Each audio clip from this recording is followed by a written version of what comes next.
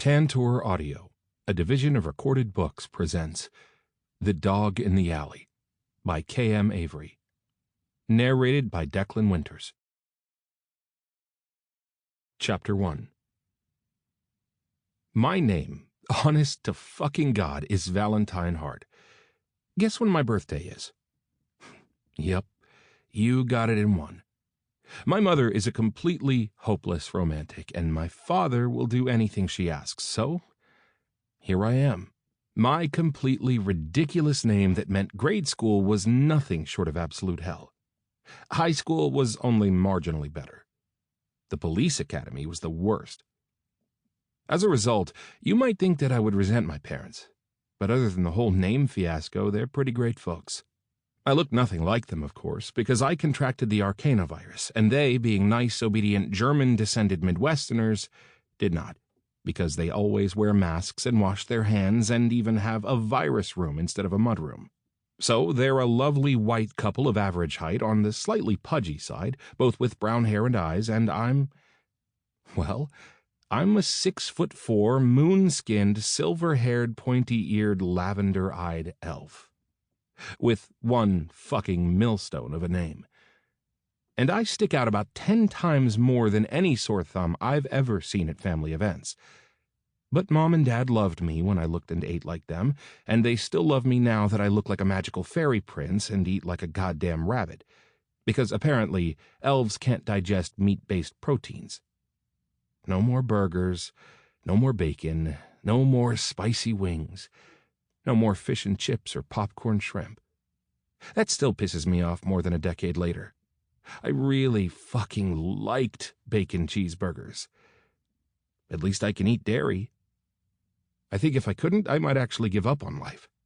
So, Mom's trying to cook vegetarian, and at least the world at large is getting better at making fake meat that isn't completely revolting. So Mom buys that and does her college best while Dad sighs loudly and laments the lack of actual meat at family meals.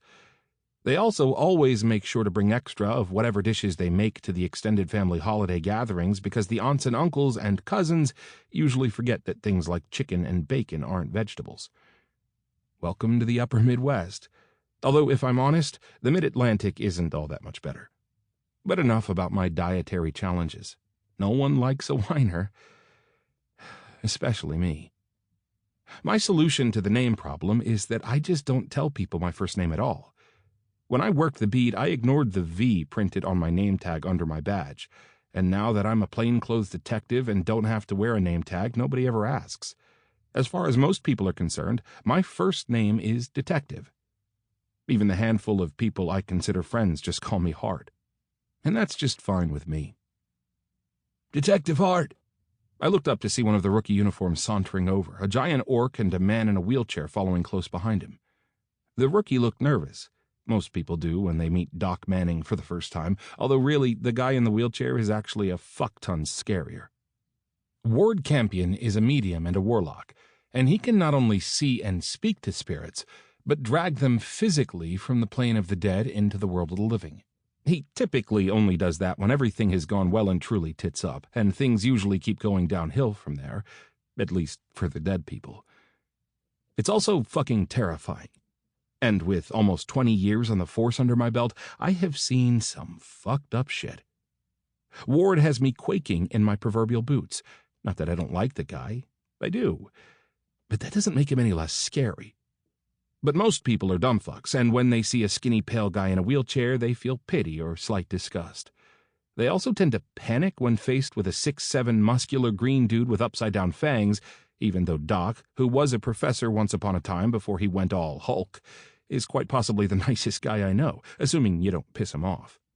He's also a witch, which makes him damn useful to me any time I need an arcane expert, whether practice or theory.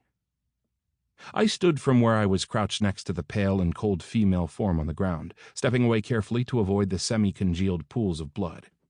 I brushed my cold hands against the sides of my navy blue wool greatcoat, which I wore as much for its aesthetic impression as for warmth.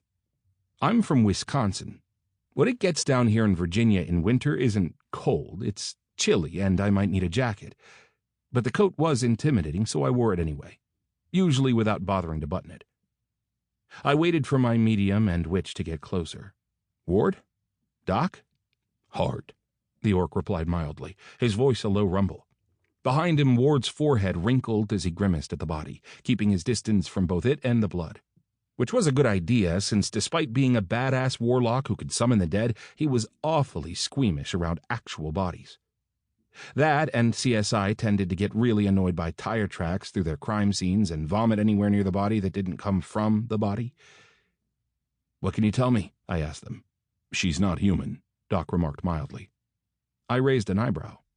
Shifter, he clarified. I saw his nostrils flare. Orcs have better senses of smell than pretty much any other nid, shifters excepted. I guess dead shifters must smell different than dead humans. This was news to me, but what the fuck do I know? My nose isn't any better than it had been in my pre-elf days. I can tell a live shifter from a live human. Part of the elf gig is the ability to sense magic. But once they're dead, they're just meat. Beside me, Ward's face showed concentration, which meant he was talking to someone the rest of us couldn't see. We were outside, so I could see his whole face for once. Like most humans, he was still susceptible to arcanavirus and wore a mask indoors. But tonight we were outside, and I could see his lips compress with concentration as he listened to the dead. Were 4 more, he said, his higher tenor clear and confident. He frowned. She's pretty hysterical. Keep saying that they're being hunted. Does she know she's dead? I asked. Ward nodded absently, running one gloved hand through his dark curls. I think the others might still be alive, or at least she doesn't know whether or not they're dead. He shrugged, his gray eyes sharpening as he focused on me instead of the dead woman. She might not know if they died far enough away, but she's clearly terrified. Great. Missing persons on top of murder just made my fucking day. And week, and possibly month. What can she tell me? I asked him. Ward blinked a bunch of times, his nose wrinkling at the top the way it did whenever he concentrated on something. It's hard to say. She's really just insisting that we find them, but she also doesn't want to tell me who them are or who is hunting them, and she's really freaked out about all the cops here. Double great. Doc frowned, then began to walk down the alley, cautiously avoiding blood and evidence markers, fingering the consultant badge on a lanyard around his neck. I let him go. Doc knew his way around a crime scene. I sighed, running a hand over my ponytail. I have long, flowy hair, and it gets in the way when I'm working, but I can't make myself cut it actually short. It grows fast as fuck anyway, although I could just keep it buzzed, but it really is much more epic long. It's like the one vanity I have.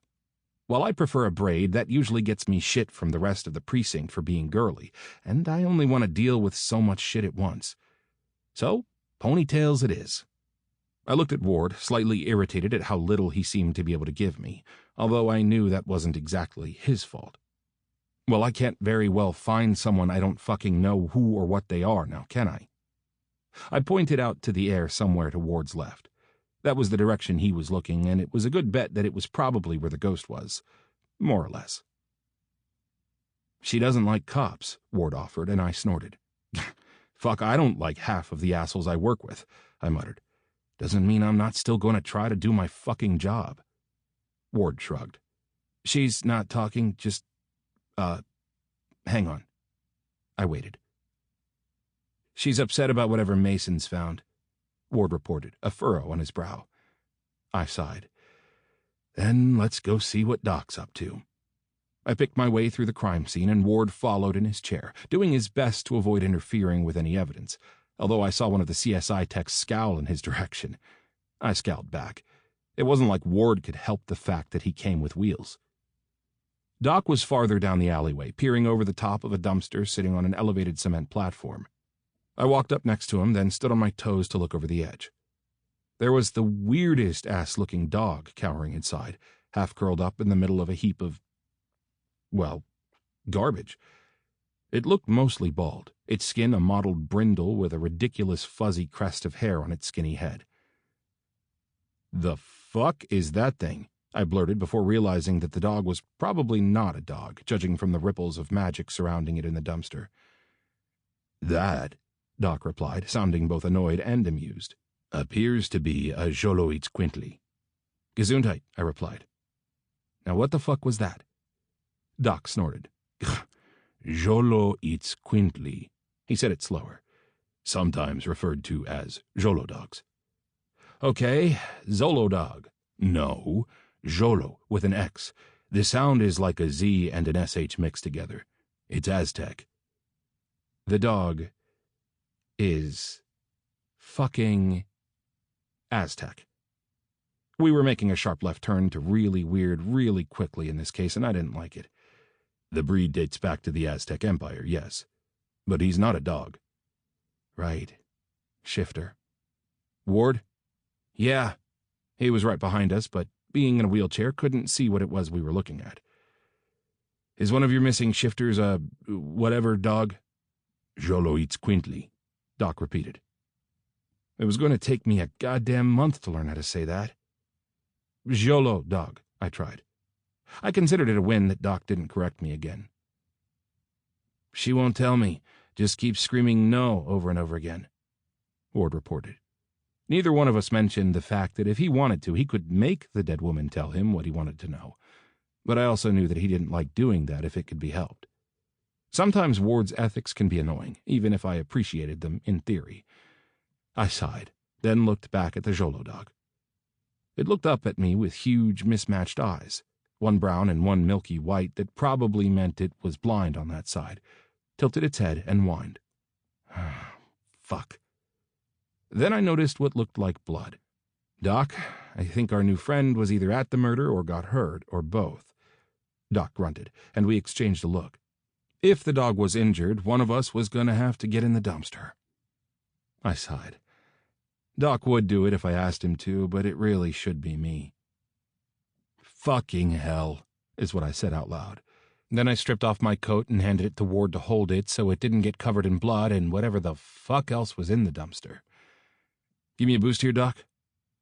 Doc held out his big green hands, fingers interlaced, and I used them like a step, having to suppress a bit of a yelp as he practically launched me into the fucking dumpster. Thankfully, I kept one hand on the edge of the damn thing so I didn't end up face first in a literal pile of stinking trash. I shot him a look as I caught myself, and he looked a little startled. Sorry, you're lighter than you look, I harumphed. He was used to slinging around Ward, who is a tiny thing, so I suppose any normal-sized person must seem huge. And yeah, I'm tall, but I'm an elf for fuck's sake. We don't come with a lot of bulk. Annoyed, I turned my attention back to my companion in garbage hell, who had backed up even farther into the corner, its ears flat and its head ducked down. Careful, Hart, Doc warned me. I shot him a look. He nodded at the dog. Our new friend here doesn't trust you. No fucking shit, Doc, I retorted. I'm a big scary elf who just got shit tossed into its dumpster. It's covered in blood either because its friend just got murdered in front of it or because someone tried to murder it. And now this stranger comes jumping into its trash can. Of course it's not going to be happy about me. The dog growled at me. I don't think you're helping your case, Hart, Doc replied coolly. Doc is the most unflappable person I've ever met, and I met him handcuffed.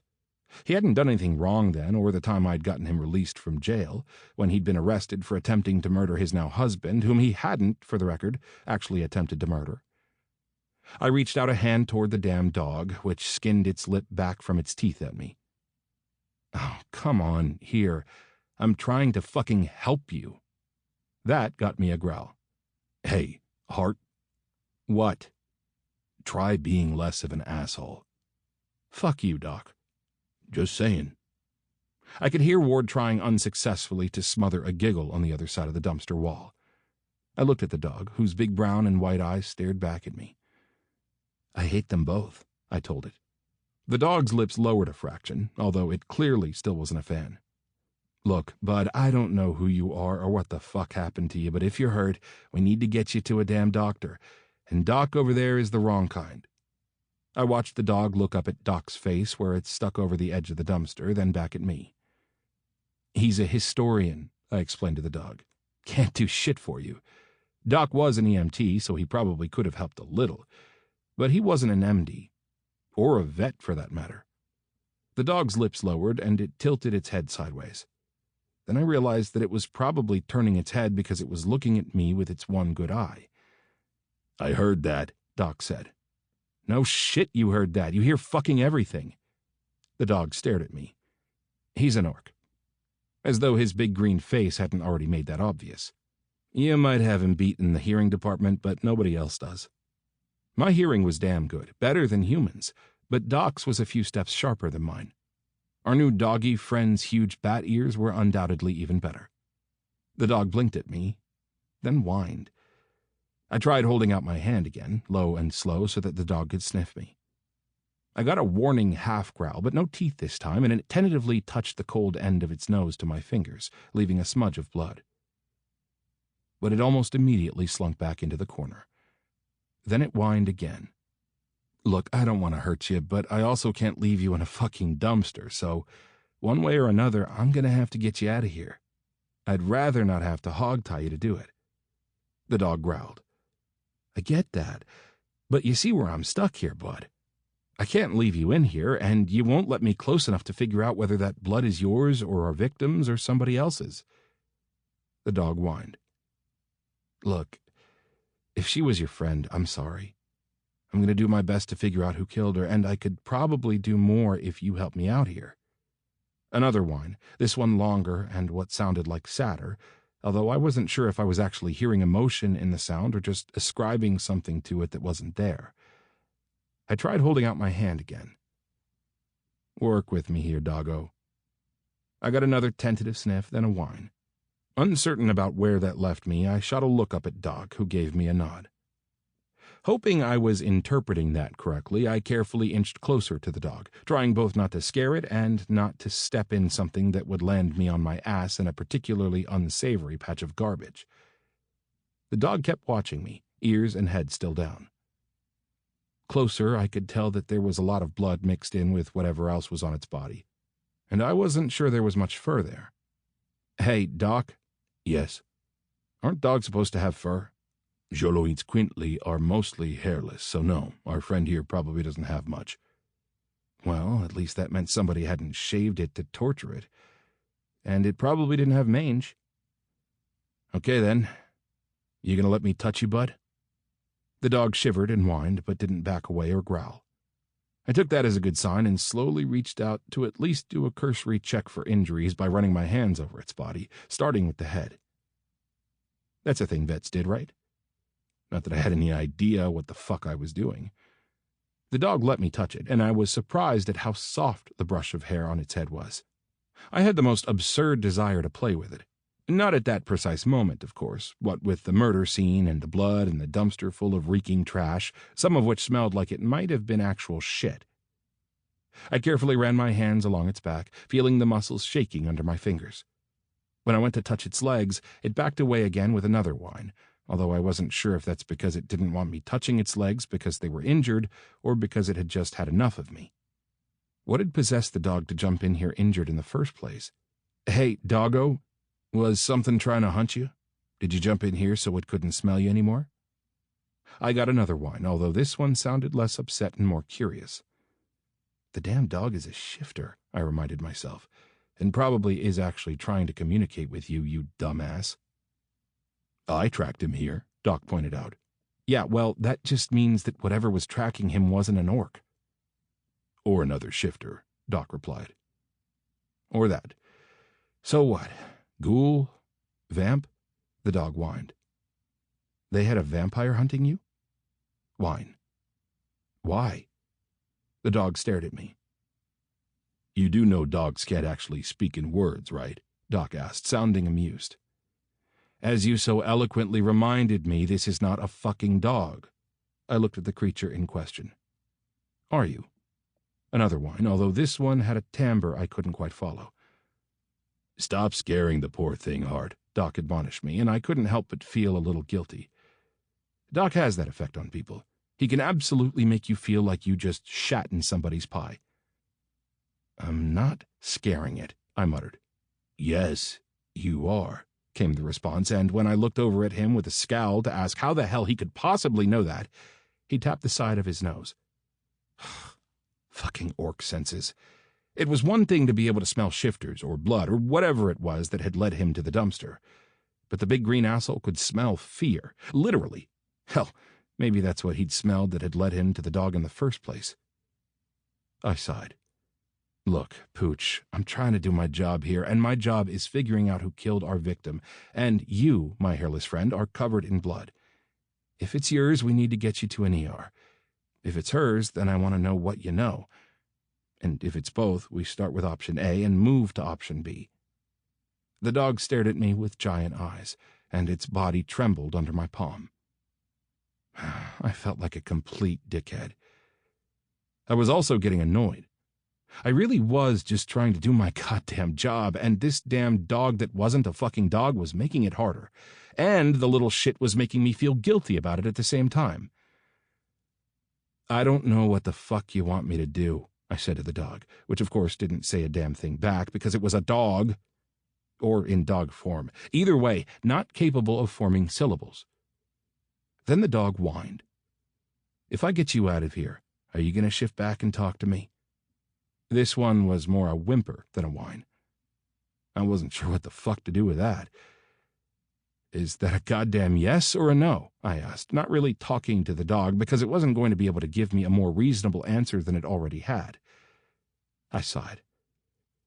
Okay, we'll deal with that later. But I do have to get you out of this fucking dumpster, okay? The dog seemed to be studying me. It was deeply unnerving just how judgmental a dog could be, especially a dog covered in blood cowering in a dumpster. I'm not sure what made the damn thing decide I passed, but it took one halting step forward, the action a hopping limp. Fuck, bud. That's mostly your blood, isn't it? The dog whined again, louder this time. Okay, I'll try to be gentle. Don't take my fingers off, okay? The dog didn't respond to that, but it also didn't attempt to growl or bite me as I eased my way across the unstable garbage so that I could slide a hand under its stomach. I was surprised at how warm its skin was, soft and a little squishy under my hand. I put one arm around its belly, the other around its chest. His chest. Our little friend was definitely a dude dog. Well, probably a dude dog. I wasn't sure I'd ever thought about asking a dog for its pronouns, nor did I have any idea how it would actually be able to answer me that didn't involve doing something vulgar. I shook my head a little to push that bizarre set of thoughts out of my mind. I'd figure it out later. Right now, I had a bloody, literally as well as figuratively, dog to get out of a dumpster. As I tensed to lift the dog, my weight shifted and something cold and wet slid into my sock. Ugh. I was going to have to burn this entire outfit. Socks, shoes, pants, shirt, all of it. The dog was shockingly heavy for something that looked so scrawny. Shit, doggo. It wasn't that I couldn't lift it. I can carry Ward around, and the damn dog didn't weigh more than he does. I just wasn't expecting it to be quite that heavy, and it threw me off, landing me on my ass square in something squelchy. The dog let out a yelp and squirmed. Oh, fuck me fucking sideways, I snarled, somehow managing to keep hold of the dog. Do you... Shut up and fuck off, Doc. Just offering to help, the infuriatingly calm orc replied mildly. Just take... I grunted as I managed to get my feet under me again. This damn dog from me. Doc's arms appeared over the top of the dumpster, and I somehow managed to get the alarmed animal into his capable green hands. You're okay, he told the dog, leaving me soaking in whatever horrible stew of rancid gravy and old mayo I'd managed to cover myself with. Take it easy. Ward, can you come take our new friend, please? I sighed. Tell him to wrap the damn thing in my coat, I called the doc, despite the fact that the fucking dog was going to ruin my coat. Come here, sweetheart, I heard Ward croon at the dog. Fuck me, and fuck my life. Yep, I definitely have to burn the damn coat now. I liked that coat. Doc's face reappeared. Need a hand getting out? He asked. No, I muttered, making my way over to the side. Doc stepped away and I put my hands on the edge, giving myself a bit of a jump so I could press my chest high enough to sling a leg over. I didn't miss the nose wrinkle Doc made. Yeah, well, little Miss Daisy Fresh, I could have asked you to jump in there. Much appreciated that you didn't, came the good-natured response. I swear to fucking God, Doc doesn't have a single raw nerve when it comes to anything that isn't Ward. But fair warning, don't push him on that or he'll rip you a new one so fucking fast it isn't even funny. I once made the mistake of making some dumbass comment about how Ward needed to get his shit together at a crime scene. It was stupid, and I knew I'd crossed the line the second it was out of my fool mouth. But I'm not so great at filtering on a good day, and that hadn't been one. Piece of advice: do not piss off an orc. He'd had my back up against a brick wall so goddamn fast I saw stars, and not from the impact of my skull against brick, although that had hurt too. It was also the first, and so far the last, time I'd ever experienced or seen someone lifted off their feet by the throat. About 6 cops had pulled their guns on him, and he didn't even blink. I'd gone limp as a fucking dead fish and just let him yell at me, and then he'd put me down with a goddamn apology. We'd all managed somehow to walk away from that one, although I'd been hopped up on adrenaline for a good week solid. I'd also been too fucking ashamed to call Ward in for a month. I think I would rather Doc had literally ripped my arm off. That's how much of a goddamn master he is at making you feel like the worst sort of ground-under-the-heel dog turd. I'd actually sent Ward flowers, which, by the way, is the first and last time I have ever sent flowers to anyone, my mother included. But at the moment, despite the carnage around us of both the shifter and trash variety, Doc was perfectly calm and collected, simply waiting for whatever I was going to ask him to do next. Ward was still making soothing noises at the dog, which was half curled on his lap, wrapped in my coat. Looking at Ward and the dog that didn't really fit with him in the chair, I realized that the dog was actually pretty big. That probably shouldn't have been surprising, since shifters tended to be extra large versions of their animal selves, but the damn thing had just looked so scrawny. While Doc and Ward were fresh as could be and the dog was sporting my coat like a cape, I was an absolute mess, covered in blood, trash juice, and fuck all knew what else. I looked down at my hands, which were starting to ache from the wet and cold. I didn't want to know what half the grime on them even was. I hoped to fuck the CSI team had some wipes, or paper towels, or turpentine and a flamethrower. A big blond guy came loping across the pavement, and I watched his eyebrows go up as he took in the miserable state of me. Even though we were outside, Mays, unlike most of the rest of the people working the scene, was still wearing his mask. Of course, he and a couple of the other CSIs were in and out of their van, so he was more likely to end up next to someone else in confined spaces. "Detective?" "Mays?" "Nice dog." "The dog is injured," Doc said, interrupting me as smooth as could be. I blinked. One thing I've learned over the past couple years is to trust Doc's instincts, and for some reason he didn't want me to share that the dog was not, precisely speaking, a dog. Mays was a good guy, so I was a little confused by that, but okay. I'd play along, at least for now. "Ah, poor thing." Mays went over to where Ward sat with the dog, crouching down to hold out his hand for the dog to sniff. The dog permitted its fuzzy head to be scratched, blinking up at Mays with giant, pleading, mismatched eyes. The damn thing was so weird-looking it was almost cute. Mays continued to coo over the dog, and I shot Doc a look that asked him what the fuck was going on. A thinning of his lips around his protruding canines and a small shake of his head was the only response I got. That was Doc speak for, "It's complicated, I'll explain later." I got an explanation about 70% of the time. I let it go. "You need a vet?"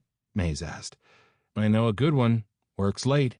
It was starting to get dark, which, given that it was still early January, meant that it was a little before 5. Since there was very little chance I was getting out of here in the next several hours, much less minutes, I obviously wasn't going to make the usual 9 to 5 window for a vet visit. Sure? I was a little confused how I'd gone from pulling a recalcitrant shifter out of a dumpster to taking said shifter to a fucking vet. Was that offensive? It seemed like that might be offensive. But if the damn thing wasn't going to take human form, I didn't know that the ER was a better option. Maybe Raj could clue me in. Rajesh Parikh, Raj to those of us he's actually willing to tolerate outside of work, is a shifter, specifically a tiger. Someday I want him to actually show me what he looks like in tiger form, but I know better than to push it. A lot of shifters are really self-conscious about being seen in their animal forms by people who aren't also shifters. Raj works in internal affairs, which means most of the RPD hates him, and I, the perennial troublemaker, basically have him on speed dial. I pulled my phone out of my pocket with a grimace, then tried to figure out where I could wipe the slime off of it that wasn't already covered in blood or goop. Doc leaned over and... Sample complete. Ready to continue?